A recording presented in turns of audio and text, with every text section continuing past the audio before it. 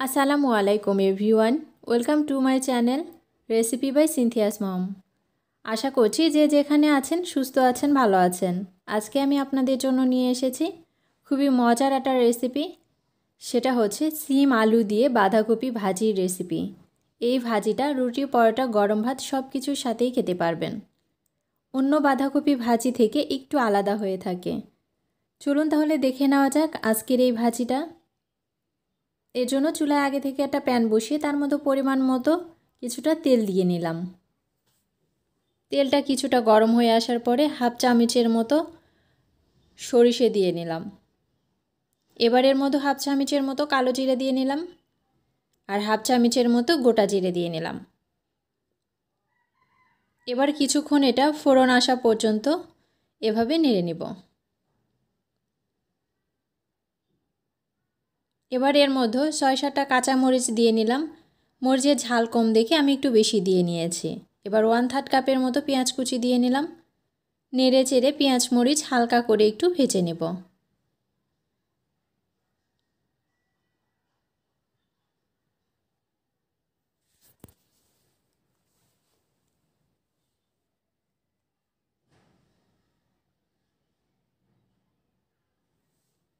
ভেজে নেওয়া হয়ে গেছে। এবার এর মধ্যে আমি আলু দিয়ে নিলাম, সিমটাও দিয়ে নিলাম। আমি এখানে সিমও হাফ কাপ নিয়েছি, আলুও হাফ কাপ নিয়েছি। স্বাদ মতো কিছুটা লবণ দিয়ে নিলাম। হলুদের গুঁড়ো দিয়ে নিলাম হাফ চামচের মতো। এবার কিছুক্ষণ একটু আলু আর সিম এর মধ্যে ভেজে নেব।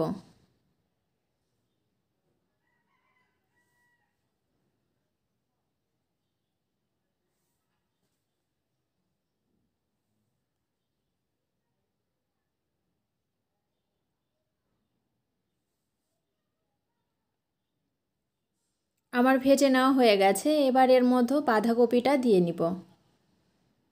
আগে থেকেই আমি কেটে ধুয়ে পরিষ্কার করে রেখেছিলাম। এবার এর মধ্যে দিয়ে নিচ্ছি। আমি বড় সাইজের একটা বাঁধাকপির অর্ধেকটা নিয়েছি।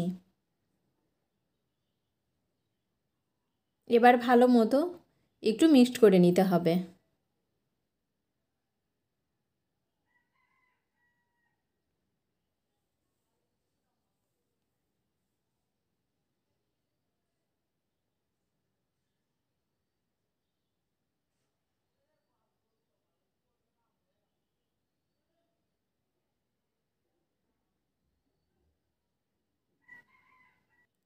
সবগুলো উপকরণ ভালো মতো মিক্সড করে নিয়েছি। এবার ঢাকনা ছাড়াই রান্না করব চুলার জালটা মিডিয়ামে রেখে।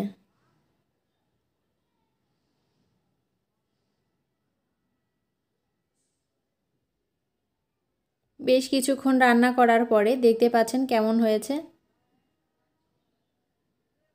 বাঁধাকপি থেকে কিছুটা পানি বের হয়েছিল আর সেই পানি দিয়েই সিম আর আলুটা সিদ্ধ হয়ে গেছে। এক্সট্রা কোনো পানি আমি এখানে ব্যবহার করিনি। এবার মাঝে মাঝে এভাবে নেড়ে দিয়ে রান্না হয়ে আসা পর্যন্ত এটা রান্না করে নিতে হবে।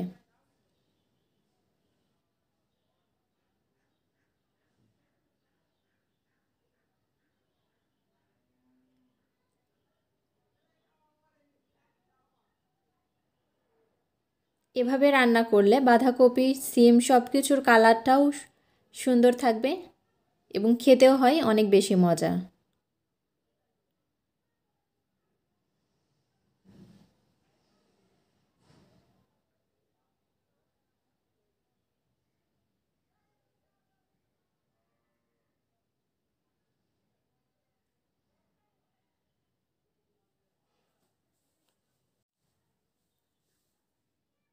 এবার এর মধ্যে ভাজা জিরে গুঁড়ো দিয়ে নিলাম হাফ চামচের মতো।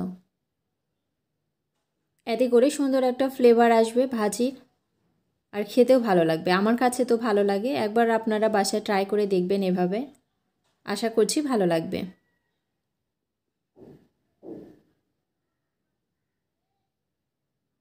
আমার ভাজিটা প্রায় হয়ে গেছে, আর কিছুক্ষণ একটু ভেজে নেব।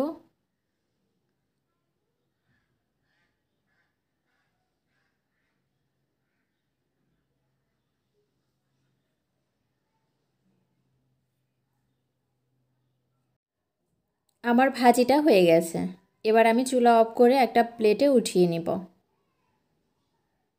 দেখতেই পাচ্ছেন একটা প্লেটে উঠিয়ে নিয়েছি। দেখলেন তো কত সহজে তৈরি হয়ে গেল ছিম আলু দিয়ে বাঁধাকপি ভাজির রেসিপি।